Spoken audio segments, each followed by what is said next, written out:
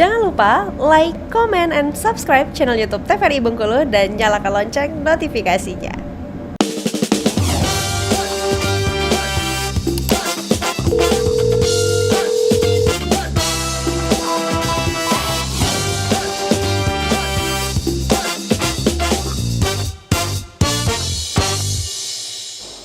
Baik, kembali di Dokter Kita TVRI Bengkulu bersama Kita Sehat tentunya, dan kita masih membahas mengenai yang namanya depresi. Langsung saja kita akan dengarkan kembali untuk penjelasan slice dari Dokter Lisa dan juga Dokter Bella. Silakan, terus lagi ya.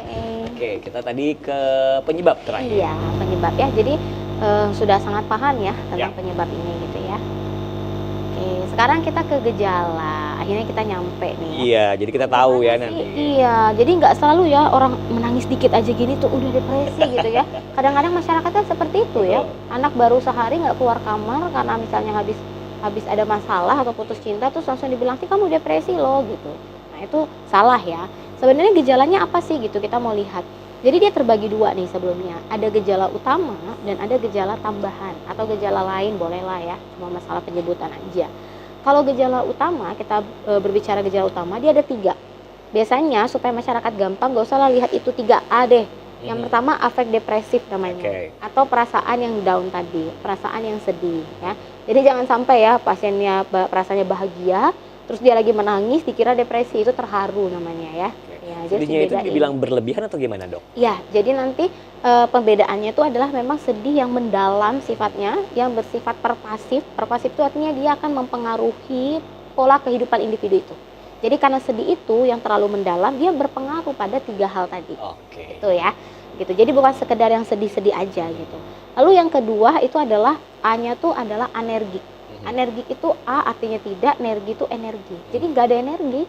Ini pasien benar-benar capek terus, tapi pas kita tanya pekerjaannya apa, enggak, di kamar aja mengurung diri dok, tapi pasien tuh merasa kelelahan terus. Nah udah tuh, kita udah dapat poin tuh anergi ya, kecuali memang pasiennya habis berkebun misalnya, wajar dia mengeluh capek. Tapi kalau kita tanya apa nih aktivitas terakhir pasien, oh aktivitas terakhirnya itu dok, saya dapetin dia tuh di kamar murung tidur aja dok, tapi pasien tuh merasa lelah terus. Ya udah, capek hati anergi. Iya, istilahnya ya. Lalu yang ketiga itu adalah anhedonia. Anhedonia itu apa? Dia kehilangan minat dan kesenangan. Jadi misal nih, ibu pasien ini, anak ini hobinya apa bu? Misalnya kita anamnesis ya, kita tanya ke orang tua pasien. Dia hobinya futsal dok. Nah pertanyaan saya, 2 minggu terakhir dia masih main futsal nggak? Enggak dok. Tapi teman-teman yang lain main kan bu? Memang ada jadwalnya kan? Ada dok. Gitu. Nah itu boleh kita pikirkan ini anhedonia. Artinya pasien sudah mulai meninggalkan minat, kesenangan yang itulah yang menjadi hobi dia. Gitu. Artinya memang benar-benar dia kehilangan dirinya gitu ya. Karena afek depresif tadi yang terlalu mendalam sehingga mempengaruhi seluruh kehidupannya. Nah, ditambah dengan gejala lain nih ceritanya. Ini banyak kan ya.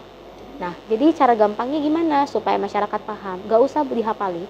Intinya gejala lain itu adalah yang sifatnya turun. Percaya diri turun. Kualitas tidur turun. Nafsu makan turun. Jadi gampang ya untuk masyarakat di rumah. Akhirnya kita nggak perlu lihat slide lagi, nggak perlu ngapal. Pokoknya yang sifatnya turun deh. Nafsu makan turun, kualitas jam tidurnya menurun, dari normalnya 8 jam turun jadi cuma 2 jam. Kemudian rasa percaya diri menurun, semangat menurun, gitu ya. Semua yang kata-kata kuncinya adalah turun, turun, turun. Gitu. Di luar dari 3A tadi tapi gitu. Nah, sekarang bagaimana sih caranya supaya kita tahu nih ini benar depresif? Harus berapa? Apakah gejala utamanya ini harus semua nih? Baru bisa ditambah dengan gejala lain. Yang dikatakan depresi tadi. Iya, betul. Ditambah dengan gejala lain atau gimana gitu kan. Nah, jawabannya nanti dia harus minimal 2A. Ya, jadi harus minimal 2A tadi. Terserah lah mau afek depresif dengan anhedoni, mau afek depresif dengan anergik, mau anergik dengan anhedoni. Yang penting 2A. Nah, masalah gejala lainnya itu nanti mungkin akan lebih lengkap oleh dokter Bella ya. Klasifikasi yang mana sih yang ringan, sedang, sama berat. Gitu ya. Nah, ini ya tadi ya sepintas. Mungkin bingung kan kalau mau ngapalin semua nih kan. Ada cemas nih pasien, ada rasa tidak tenang. Ini kan sebenarnya kalau kita gabungi cara gampangnya jurus jitunya ya tadi. Intinya gejala itu di luar dari 3A tadi yang sifatnya turun aja. Ya sudahlah, itu masuk ke gejala lainnya. Karena memang gejala utama itu nggak pernah bisa berdiri sendiri. Gitu ya, itu. Nah, nanti mungkin untuk berikutnya kayaknya sudah klasifikasi ya. Nah, ini akan dijelaskan oleh dokter Bella. Oke, baik. Lanjut, boleh silakan tentang depresi lagi ya. Oke, udah sangat jelas banget dari penjelasan gejala tadi. Nah, sebenarnya ternyata depresi ini sendiri tuh dia juga diklasifikasikan ya. Walaupun dia punya onset 2 minggu, tapi dia itu juga bisa dikatakan ringan, sedang, dan berat. Dilihatnya dari mana? Yang paling terlihat itu adalah dari gejala utamanya. Nah, kalau tadi udah dijelasin ada 3A ya, afek depresif, terus juga anhedonia juga, dan juga dia kurang dari minatnya. Nah, terus kalau misalnya kita mau lihat pasiennya ini dia masih di ringan, biasanya dia hanya 2 dari 3A tadi gitu. Tapi dia juga harus punya gejala lainnya yang disebutkan tadi itu adalah yang menurun-menurun. Dan biasanya pada ringan itu ada 2 gejala lain gitu. Tapi fungsinya dia masih bisa bekerja dengan baik, masih ada belum menarik diri gitu dari lingkungan sekitarnya seperti itu. Sedangkan kalau misalnya nih dia udah masuk ke klasifikasi yang sedang. Kalau tadi gejalanya sama nih, gejala utamanya tetap 2, tapi gejala lainnya yang menurun-menurunnya itu percaya dirinya sudah kurang, terus dia juga gangguan tidur, yang paling sering ditemuin itu adalah gangguan tidur. Nggak cuman nggak bisa tidur, tapi pada saat tidur kebangun-bangun, itu juga bisa termasuk. Berarti ada yang dia pikirkan nih selama ini, kayak gitu ya. Terus percaya dirinya sudah kurang, seperti itu. Kalau dia udah masuk 3-4 gejala dan fungsi dari kehidupan daily life yang tadi juga sudah terganggu, itu sudah dikatakan sedang. Nah, dari kelihatan sama orang-orang nih kayaknya kelihatannya kok udah ada kayak kelihatan mukanya udah murung, udah kelihatan tampak distres gitu ya, udah kok dia udah kelihatan mengurung diri misalnya seperti itu. Nah, tapi kalau misalnya memang dia sudah berat, dia udah punya tiga-tiganya gejala dari utama tadi, gejala utama 3A tadi, ditambah dengan lebih dari 4 gejala lain. Biasanya tuh memang pasiennya udah fungsi daily life-nya memang sudah sangat terganggu, dan ini berlangsungnya memang harus lebih dari 2 minggu gitu ya. Jadi depresi sendiri itu memang ada klasifikasinya seperti itu. Nah, untuk diagnosisnya biasanya dari awal kan datang nih ke dokter, atau misalnya biasanya pasien-pasien itu dia nggak berani datang sendiri, biasanya itu dibawa sama keluarganya untuk datang gitu. Nah, pada saat pemeriksaan, terus juga pada saat kita tanya-tanya atau anamnesis tadi, ditemukanlah gejalanya nih gitu ya. Nah, terus gimana penilaian objektif dokter nih, ini beneran nggak ya dia udah ngarah ke depresi? Karena juga sebenarnya banyak gangguan-gangguan kejiwaan yang lain yang mirip-mirip sebenarnya kalau misalnya kita belajar tentang kejiwaan ini gitu ya. Nah, untuk skala penilaiannya, jadi nanti dokter itu bakal lihat ada penilaian yang namanya De Jong Self Ratings Depression Scale. Jadi nanti tuh kita bakal lihat berapa poinnya kayak gitu ya. Ada tentang skala penilaian objektif, dan nanti akan juga dilihat dari status mental. Yang ini pasti akan ditanya, dilihat, terus juga ada beberapa perintah yang nanti akan dilakukan sama pasiennya.